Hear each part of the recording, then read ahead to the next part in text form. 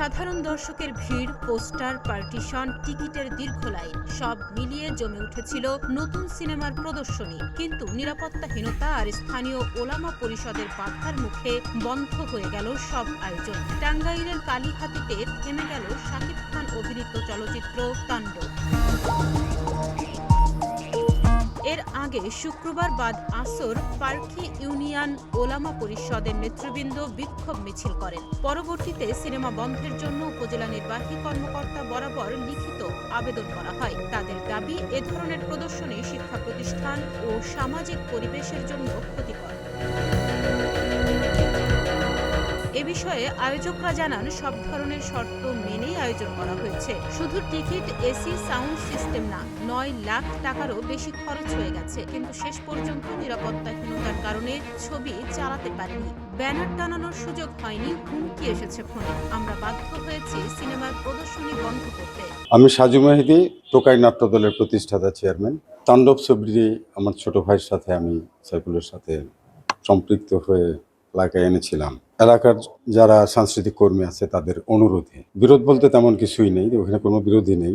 সরকারি সমস্ত নিয়ম কানুন মেনেই আমরা এই তাণ্ডব ছবিটি চালানোর ব্যবস্থা করি। কিন্তু একটা পক্ষ এখানে এসে এই তাণ্ডব সিনেমাটাকে প্রদর্শন করতে বাধাগ্রস্ত করে। সংস্কৃতি কোথাও না কোথাও তো আছে, অংশ তো আছেই।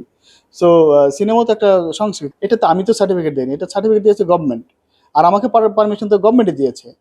সো এই পারমিশন নেওয়া জায়গায় আসলে কেন তারা করলো এটা আমার বোধগম্য না। তবে আমার কোনো ব্যক্তিগত বিরোধ নেই, এবং ধর্মের বিষয়টা আমি আসলে ক্লিয়ার না যে ধর্মের কোন অংশে আঘাত করেছে বা আসলে আঘাত করেছে কিনা।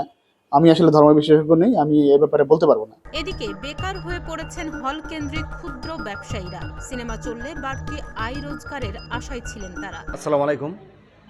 আসলে সরকারি প্রতিষ্ঠান সবাই নিয়েই ভালো, আর 12 বান্দারের লোকটা না থাকলে পারা আওয়ালিবাদ কমিউনিটি সেন্টার বেকার পড়িয়েছে। আর মানুষের দর্শক নিয়ে যদি ইনকাম হয়, এলাকা পর আমাদের নিয়ে সুবিধা হয়। আমরা 2-4 টাকা কামাইতাম, বাজারে উন্নত হতো, আর দোকানপাটগুলো যদি বেচা কিনে হয়, এটা সবাই নিয়ে ভালো।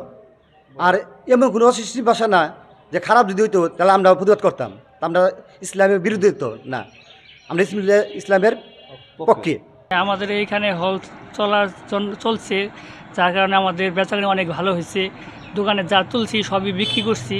এখন মাল আনছি, আনার হল বন্ধ হওয়ার কারণে এখন দোকানে অনেক মাল আটকা পড়ছে, বিক্রি করতে পারতেছি না। আমাদের অনেক ক্ষতি হয়েছে হল বন্ধ হতে। তবে প্রশাসনের পক্ষ থেকে বলা হয়েছে, বিষয়টি নিয়ে আলোচনা হচ্ছে। সিদ্ধান্তে পৌঁছাতে না পারায় আয়োজকরাই প্রদর্শনী বন্ধ করেছেন। শুরুটা আশাব্যঞ্জক। সুখীপুর, মির্জাপুর থেকেও আসছিলেন দর্শক, কিন্তু সব থেমে গেল মাত্র 2.5 দিনের মাথায়। তাণ্ডব বন্ধ হয়ে গেছে, কিন্তু বিতর্ক চলেই যাচ্ছে। একদিকে সংস্কৃতির চর্চা, অন্যদিকে ধর্মীয় মূল্যবোধ। সমঝোতার জায়গা খুঁজে না পেলে ক্ষতিটা হয় সমাজেরই। তাহনিয়া ইয়াসমিন, প্রতিদিনের বাংলাদেশ।